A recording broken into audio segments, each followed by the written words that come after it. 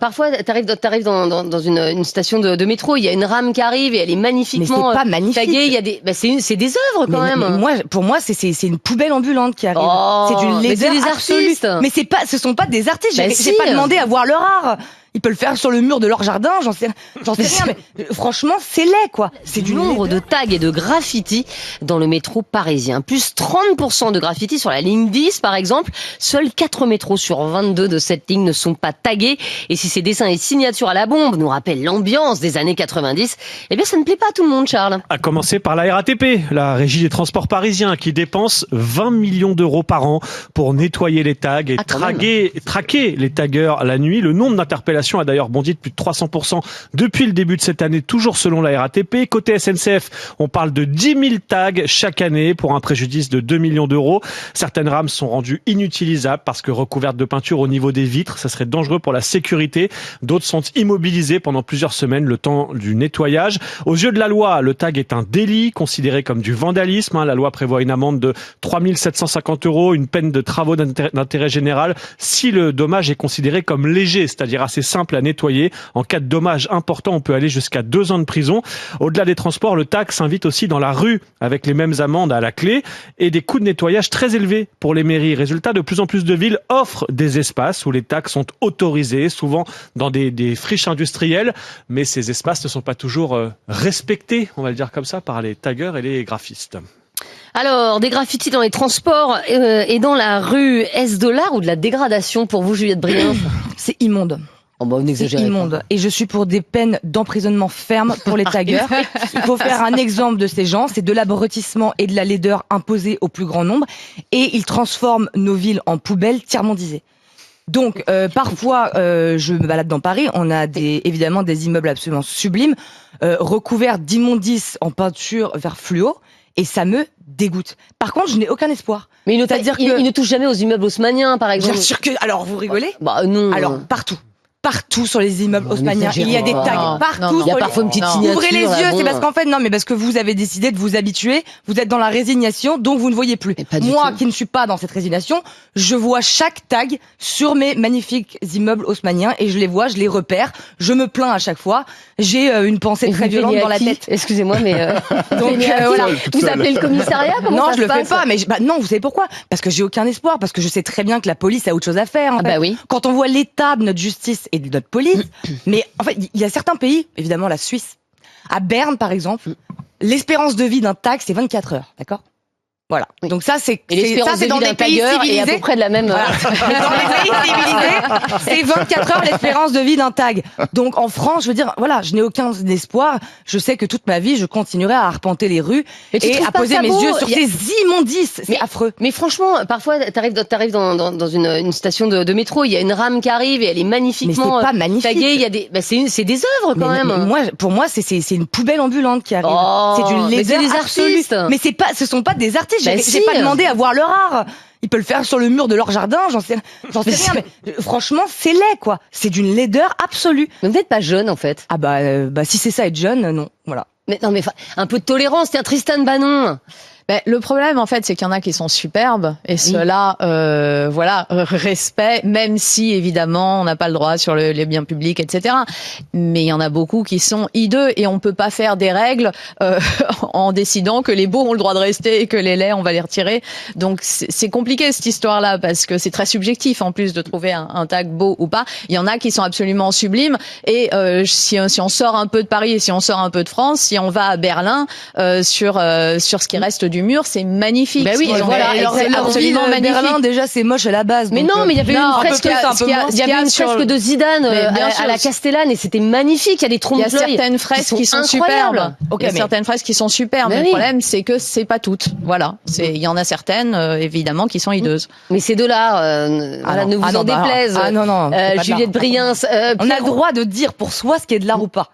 Mais là, on voit des images sur RMC Story. Ce qui est de l'art ou pas. On a le droit de dire qu'on n'aime pas. plutôt. Voilà, là sur RMC Story, il y a des images de métro et de murs. Bah c'est vraiment de l'art. Encore une fois, on parle pas juste de la petite signature qui vient défigurer un métro neuf. Mais souvent en plus c'est des rames pourries. Ça vous inspire quoi quand vous voyez ça? Je comprends pas. Bah, c'est de l'art, c'est du street art en fait. C'est des lettres mais le mur il est dégoûtant. Vert fluo. Mais le mur il est dégoûtant. C'est en fait la plupart du temps ils sont pas idiots ceux qui graffent. Mais par exemple moi je prends souvent la ligne 10.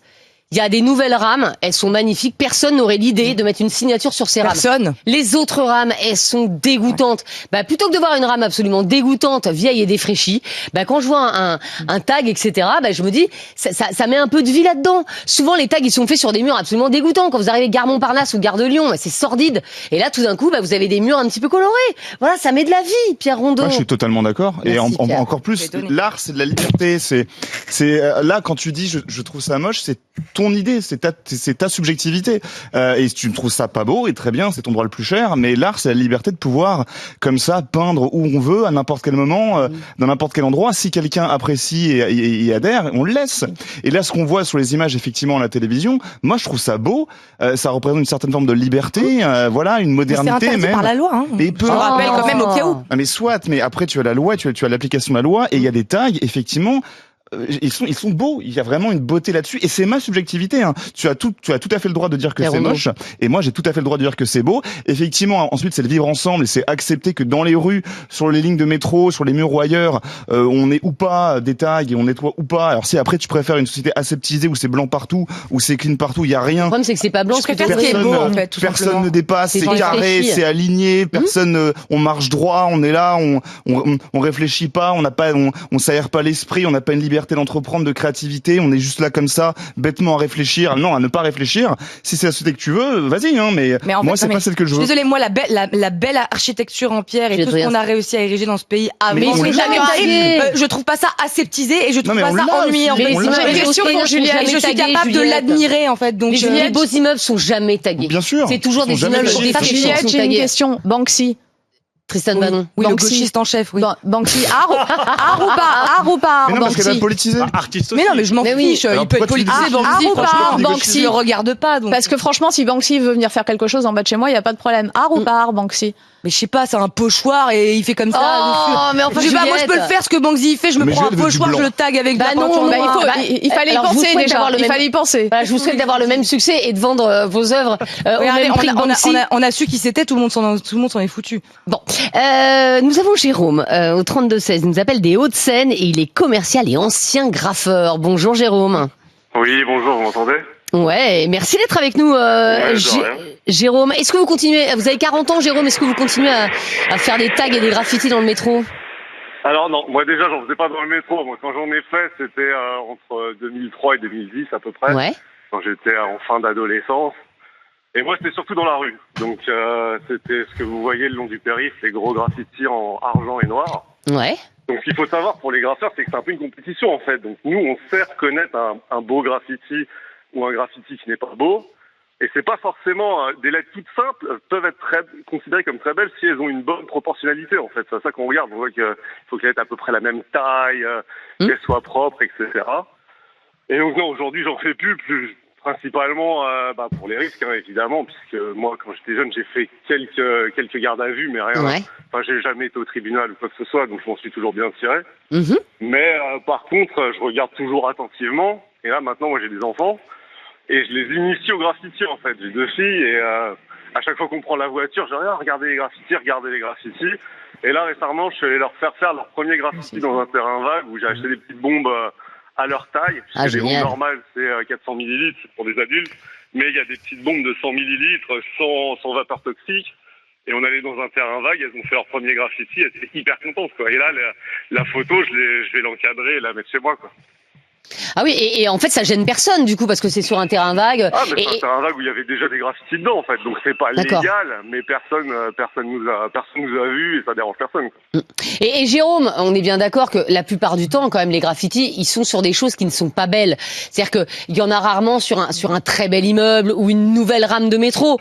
Moi, j'ai l'impression que arrêtez-moi si je me trompe, mais que ceux qui font du graphe ou des tags, ils le font plutôt sur des choses qui sont déjà dégradées.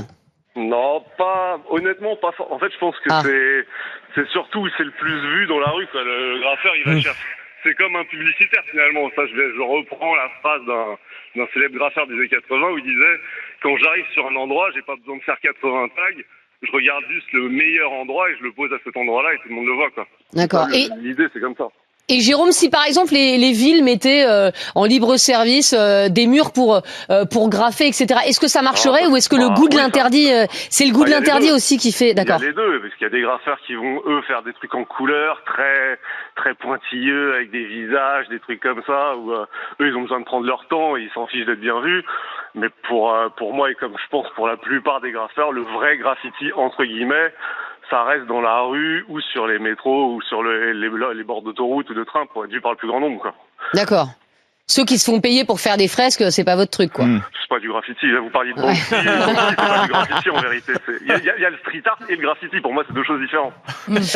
Merci beaucoup, Jérôme, en tout cas, d'avoir été avec nous. Il y a 250 villes en France qui offrent des espaces, en effet, autorisés pour les graffeurs, etc. Mais comme le dit Jérôme, visiblement, les vrais graffeurs préfèrent quand c'est illégal. Ouais, et c'est vrai qu'on reçoit des très beaux graffitis et tags là, voilà, sur le WhatsApp, hein, Charles. Mais ça vous divise. Et Jean-Luc l'illustre très bien. Il nous dit, autant sur le périphérique lyonnais, les graffeurs nous décorent un peu le paysage, ça amène un peu de gaieté dans les bouchons tout gris, c'est sympa, mais autant le vandalisme sur le socle de la statue de Louis XIV place Bellecour, ça mérite de graves sanctions. Il faut savoir où on tag avant de le faire, nous dit Jean-Luc. Voilà, faut savoir faire la différence. Pierre Rondeau, vous pourriez vous initier justement. Mais totalement.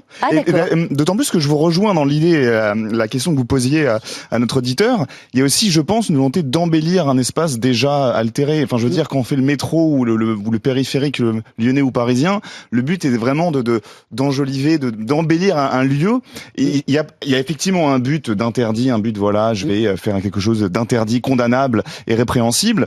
Je vais afficher mon art et ma créativité. Mais je pense qu'aussi, au fond d'eux, il y a aussi l'envie de pouvoir embellir un lieu qui est, quand je vois par exemple, vers la gare Montparnasse, quand on rentre dans le train vers la gare Montparnasse, tous les immeubles qu'il y a sur la rue Vercingétorix, qui sont des immeubles HLM, des tours immondes dégueulasses, et on a à côté des tags sur 500 mètres. Et quand on arrive à Paris par la gare Montparnasse, il y a ce côté que l'œil est pris, on regarde et c'est plutôt, c'est embelli. Il y a ce côté, voilà, je veux apporter des couleurs à un lieu gris, en fait. Là, Juliette, elle est en train de vous regarder d'une manière.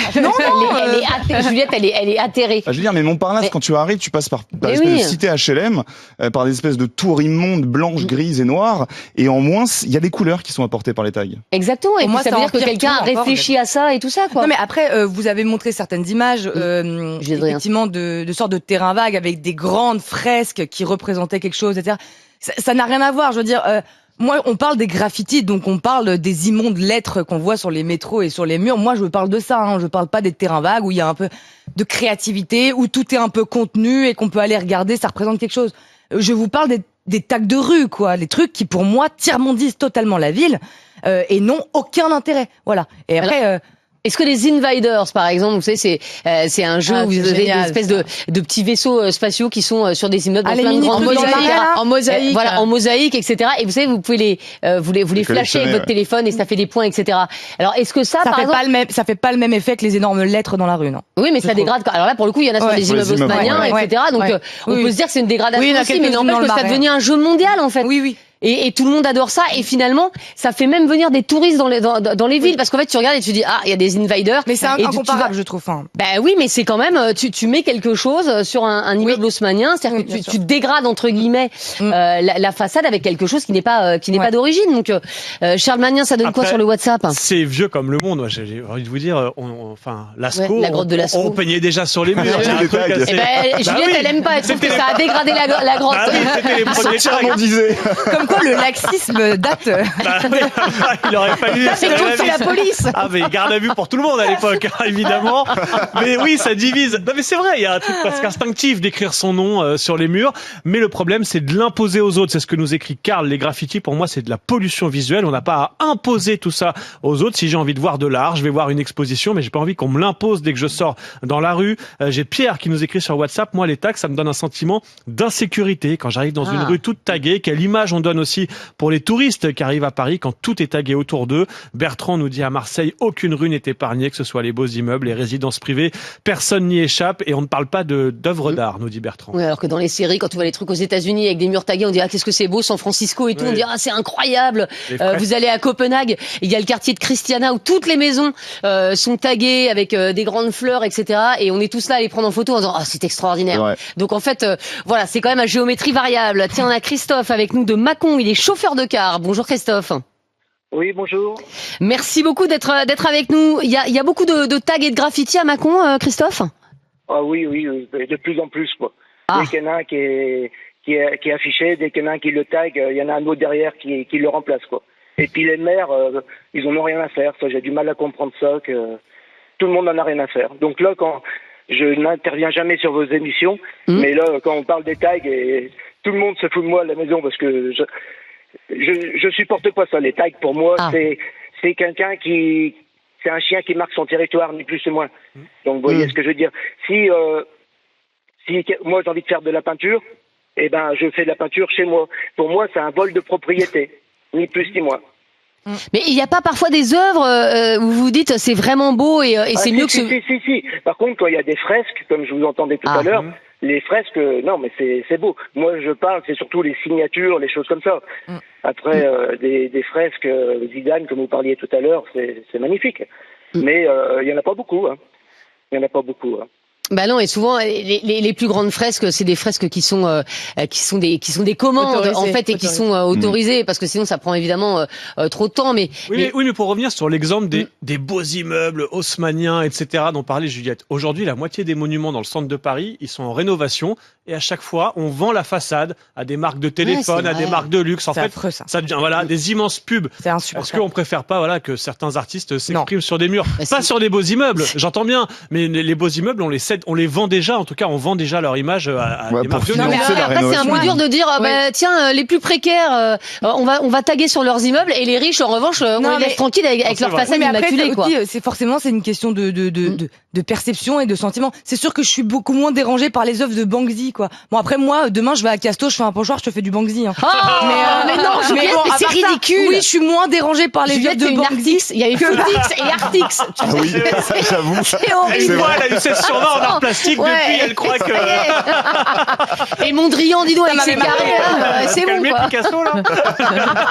Et depuis hier, tiens, si on parle des monuments parisiens, c'est le Pont-Neuf qui est ouvert au public avec la caverne Mézières. Alors, est-ce qu'on dégrade un monument en installant une caverne ou est-ce qu'on fait de l'art? C'est tout un débat, mais... Non, je crois qu'on va pas poser la question à Juliette. Je suis pas sûr que Juliette sera la première à visiter la caverne. Je vais le voir hier. Alors. Super chum. Oh là Super quoi. Alors, je vais vous dire quelque chose. Christo, j'avais envie de pas aimer et en fait j'avais trouvé que c'était très beau. Et je trouvais qu'il y avait des finitions, etc. C'était émouvant, ça m'avait vraiment, donc j'avais pas eu de problème à dire que j'avais tort. Autant JR, c'est du Disney, quoi. On est à Disneyland. On voit tout est magnifique. Non mais tout est mal fini, on voit les coutures. C'est vraiment aucun intérêt. Mais enfin, c'est pas un peintre en bâtiment, le gars. Aucun intérêt. Non, ça fait décor c'est mal fini. Il a pris que 2 couleurs. Ça fait décor de Disney, genre à Grabat à Disney. Moi, je le vois comme ça.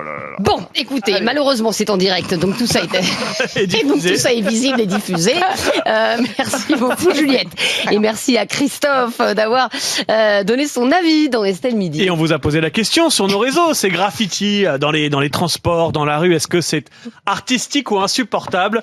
On va faire plaisir à Juliette. Vous répondez insupportable à 87%.